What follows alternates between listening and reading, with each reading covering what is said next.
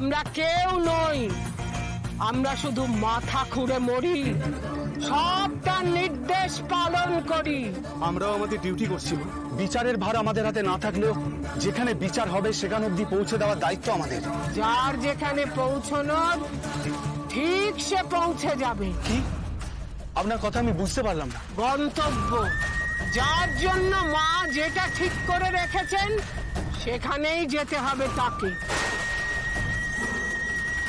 মা, অপরাধীর গন্তব্য আদালত, আমরা না গেলে ও আমাদের হাতের বাইরে চলে যাবে। মা সব ঠিক করে রেখেছেন, তার ইচ্ছের বাইরে কিচ্ছু হবে না। মা, মা আমি হাত জোড় করছি, এত কথায় শুধু সময় নষ্ট হচ্ছে, দয়া করে আমাদের যেতে দিন। যখন সময় হবে তখনই তো যেতে পারবে, তার আগে নয়। যাও তোমরা, যাও এবার, যাও। চলো, কুইক। জয় মা রুদ্র মাতঙ্গীর জয়, জয় মা। স্যার, স্যার আপনি কথা বলছেন না কেন? জানেন স্যার, সবাই ভয় পেয়েছিল, সবাই ভয় পেয়েছিল, কিন্তু আমি একটুও ভয় পাইনি। আমার বিশ্বাস ছিল আপনার কিচ্ছু হতে পারে না, আপনি ফিরবেন, কারণ আপনি তো আমাকে কথা দিয়েছেন। আপনি আমাকে কথা দিয়েছিলেন আমাকে ছেড়ে আপনি কোথাও যাবেন না, আপনি আপনার কথা রেখেছেন। আর আমিও বলেছিলাম আপনার কোনো ক্ষতি আমি হতে দেবো না, কোনো ক্ষতি হতে আমি দেবো না, দিইনি তো বলুন। আপনি ঠিক আছেন, কথা বলছেন না কেন আপনি? স্যার, স্যার আমি আপনার অপর্ণা, আপনার অপর্ণা স্যার,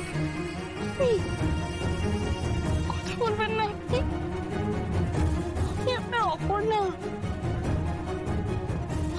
স্যার।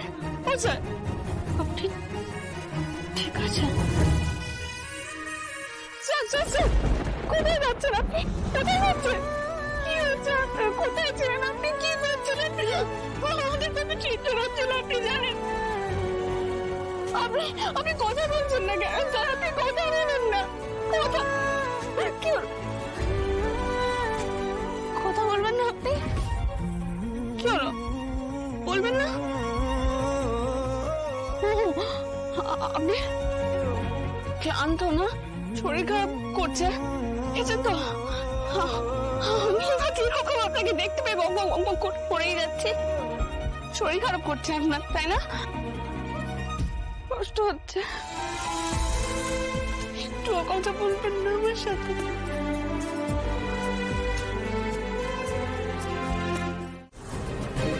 আমি আগেও বলেছি আমি মিথ্যে কথা বলি না, একটু আগেও বলেছি আমি মিথ্যে কথা বলতে পারি না কখনো।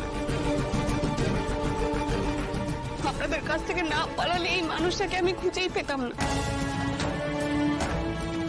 আপনাদেরকে তো বারবার করে রিকোয়েস্ট করছিলাম, আপনারা শুধু এই মানুষটাকে খুঁজে বের করুন ব্যাস। তো আপনারা তো আমার কথাই শুনছিলেন না, আপনারা শুনছিলেন না বলেই তো আমাকে পালাতে বাধ্য হতে হলো। তাও আমি আপনাদের সাথে যাব, কিন্তু তার আগে এই মানুষটাকে বাড়ি পাঠানোর ব্যবস্থা করুন প্লিজ। স্যার, কেসটা তো এখন অন্যরকম হয়ে গেল, এখন কি করবো অপর্ণা বসুকে নিয়ে? জানি না, পরে ভাবছি। আগে মিস্টার সিংহরায়কে পৌঁছানোর ব্যবস্থা করতে হবে। স্যার, আপনি জানেন না,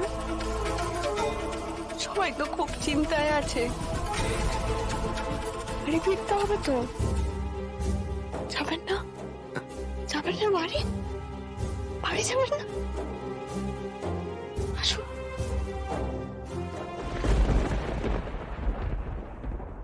আপনি কে?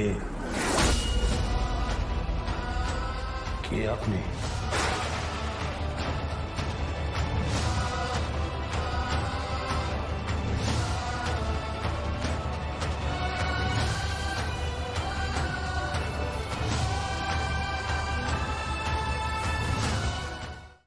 কি বললেন আপনি? আপনি কে? আপনি তো বলবেন আপনি কে?